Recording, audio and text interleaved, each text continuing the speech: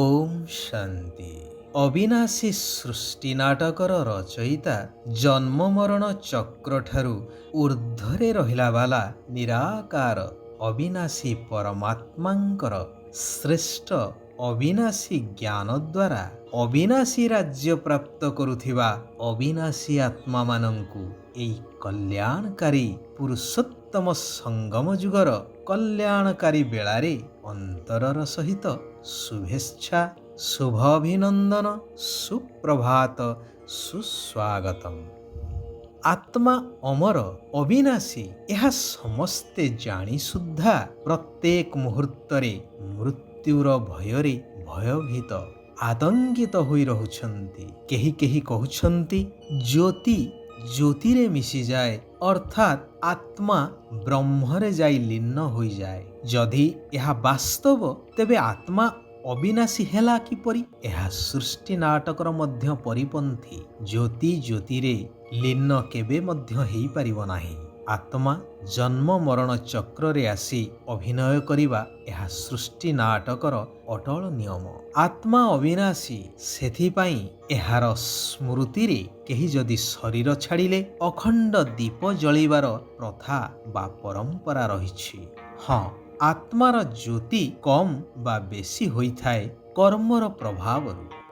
ଦ୍ୱାପର ଯୁଗରୁ ଆତ୍ମା ନିଜର ବାସ୍ତବ ସ୍ୱରୂପକୁ ଭୁଲିଯାଇ ପାଞ୍ଚ ବିକାର ରୂପୀ ମାୟା ରାବଣର ବଶବର୍ତ୍ତୀ ହୋଇ ନିଜର ଶକ୍ତିକୁ ହରେଇ ତେଜହୀନ ଦୀପ ଭଳି ସାହାରା ଖୋଜି ଚାଲିଛି।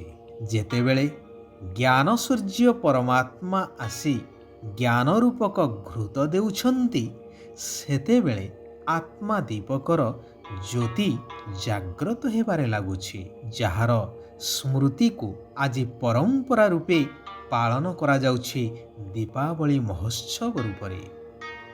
ଦଶହରା ଅର୍ଥାତ୍ ନାରୀର ପାଞ୍ଚ ବିକାର ଏବଂ ପୁରୁଷର ପାଞ୍ଚ ବିକାର, ଏହି 10 ବିକାର ରୂପୀ ରାବଣକୁ ହରେଇ ବା ପରାସ୍ତ କଲା ପରେ ବା ଦଶହରା ପରେ ଦୀପାବଳି ପର୍ବ ପାଳିତ ହୋଇ ଚାଲିଛି ଘରେ ଘରେ।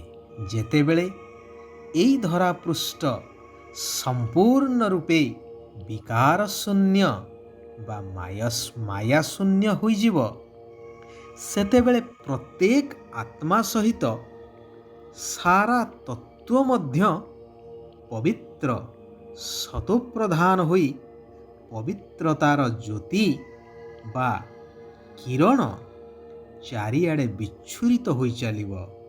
ସର୍ବଗୁଣ ସମ୍ପନ୍ନ, 16 କଳା ସମ୍ପୂର୍ଣ୍ଣ ନିର୍ବିକାରୀ ଅହିଂସା ପରମ ଧର୍ମ ମର୍ଯ୍ୟାଦା ପୁରୁଷୋତ୍ତମ ହୋଇ ସର୍ବ ଆତ୍ମା ସର୍ବ ସୁଖ ଶାନ୍ତି ଆନନ୍ଦ ଭୋଗ କରି ଚାଲିବ, ଯାହାକୁ କୁହାଯାଏ ସତ୍ୟଯୁଗୀ ସ୍ୱର୍ଗ ରାଜ୍ୟ।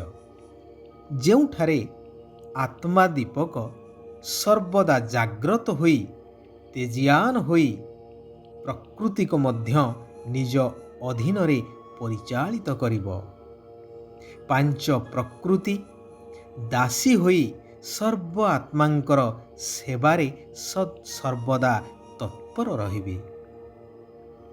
ଆତ୍ମା ରୂପକ ଦୀପକରେ ଜ୍ଞାନ ରୂପକ ଘୃତକୁ ଯେତେ ଯେତେ ଭରି ଚାଲିବା, ପବିତ୍ରତା ରୂପକ ଜ୍ୟୋତି ସାରା ବିଶ୍ୱକୁ ଅଜ୍ଞାନ ଅନ୍ଧକାରରୁ ମୁକ୍ତ କରି ସୁନ୍ଦର ସୁଖମୟ ଆଲୋକପୂର୍ଣ୍ଣ ଦୁନିଆ ବା ସତ୍ୟଯୁଗୀ ସ୍ୱର୍ଗ ଦୁନିଆରେ ପରିବର୍ତ୍ତନ କରି ଚାଲିବ।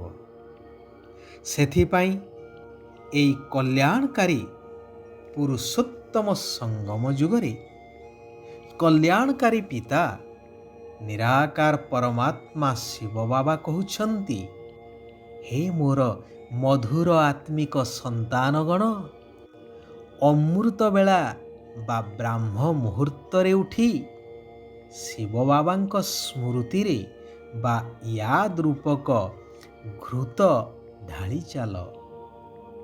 ତେବେ ଆତ୍ମା ରୂପକ ଜ୍ୟୋତି ସର୍ବଦା ଜାଗ୍ରତ ହୋଇ ରହିବ।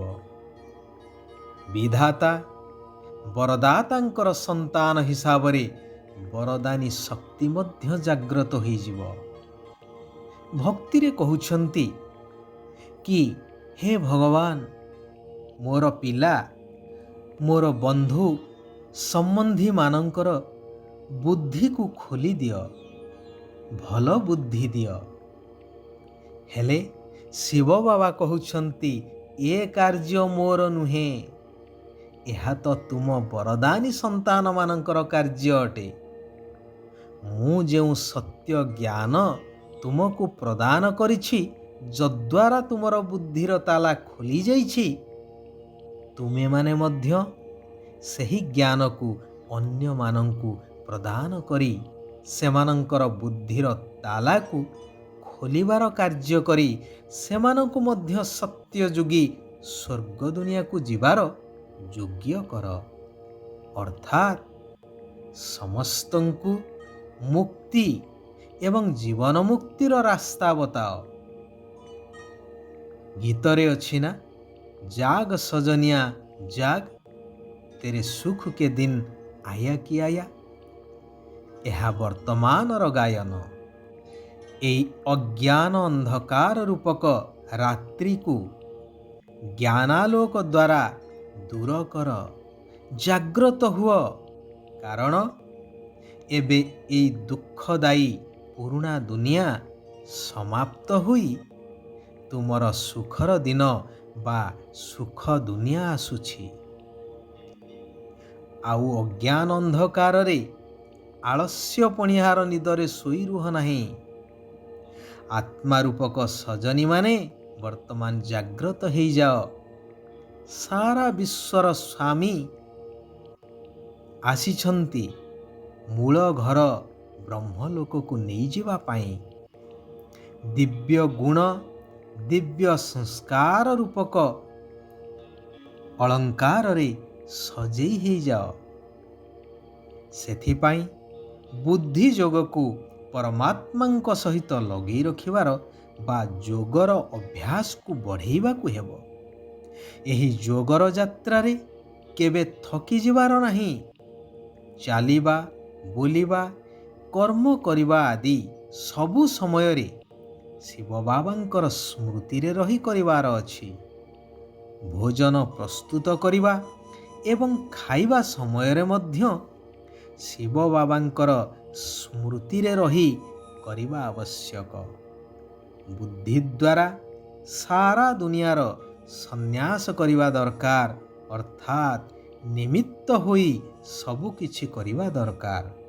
କାରଣ ଏହା ବର୍ତ୍ତମାନ ସମାପ୍ତ ହେବାକୁ ଯାଉଛି। ବାବାଙ୍କ ଦ୍ୱାରା ଯେଉଁ ମହାମନ୍ତ୍ର ମିଳିଛି ମନ୍ମନାଭବର, ଅର୍ଥାତ୍ ହାତରେ କାମ କର କିନ୍ତୁ ବୁଦ୍ଧି ଦ୍ୱାରା ବା ମନେ ମନେ ନିରାକାର ପରମାତ୍ମାଙ୍କୁ ସ୍ମରଣ କରିଚାଲ, ତାହାକୁ ଅନ୍ୟମାନଙ୍କୁ ମଧ୍ୟ ପ୍ରଦାନ କରିଚାଲ। ଏହି ଶିକ୍ଷା ସମସ୍ତଙ୍କୁ ଦେଇଚାଲ। ଶିବ ବାବା କହୁଛନ୍ତି ପ୍ରତି ପାଦରେ, ପ୍ରତି ମୁହୂର୍ତ୍ତରେ ଶ୍ରୀମତ ଅନୁସାରେ ଯଥାର୍ଥ ରୂପରେ ଚାଲୁଥିବା ସଚ୍ଚୋଟ ତଥା ବିଶ୍ୱସ୍ତ ଆତ୍ମା ହୁଅ। କାରଣ ଦ୍ୱାପର ଯୁଗରୁ ମନମତ ଦ୍ୱାରା ବା ମାୟାର ମତ ଦ୍ୱାରା କର୍ମ କରି କରି ଅବସ୍ଥା ଏକଦମ ରସାତଳଗାମୀ ହୋଇଯାଇଛି। ଏବେ ସ୍ୱୟଂ ପରମାତ୍ମାଙ୍କର ସନ୍ତାନ ହୋଇସାରିବା ପରେ କେବଳ ସେହି ସର୍ବଶକ୍ତିମାନ ପିତାଙ୍କର ଶ୍ରୀମତ ଅନୁସାରେ କାର୍ଯ୍ୟ କରି ଶ୍ରେଷ୍ଠ ଦୁନିଆରେ ଶ୍ରେଷ୍ଠ ପଦର ଅଧିକାରୀ ହେବା ଆବଶ୍ୟକ, ଯାହା ଏହି ସଙ୍ଗମ ଯୁଗୀ ବ୍ରହ୍ମାବଶ୍ୟ ବ୍ରାହ୍ମଣମାନଙ୍କର ଜନ୍ମସିଦ୍ଧ ଅଧିକାର ଅଟେ। ସଚ୍ଚୋଟ ଆତ୍ମାମାନେ ଶାନ୍ତିର ଶକ୍ତି ଦ୍ୱାରା ସର୍ବଦା ଏବଂ ସ୍ୱତଃ ହିଁ ଚାଲିଥାନ୍ତି। ଯେଉଁଠାରେ ଚିନ୍ତା ଅଛି ସେଠାରେ ଶାନ୍ତି ରହିପାରିବ ନାହିଁ। ତେଣୁ ସର୍ବଚିନ୍ତା ଚିନ୍ତାମଣିଙ୍କୁ ଦେଇ ଦେଇ ନିଶ୍ଚିନ୍ତରେ ଶାନ୍ତିର ସାଗର ଶିବ ବାବାଙ୍କ ଚିନ୍ତାରେ ରୁହ, ତେବେ ନିରନ୍ତର ଶାନ୍ତିର ଅନୁଭବ କରିଚାଲିବ।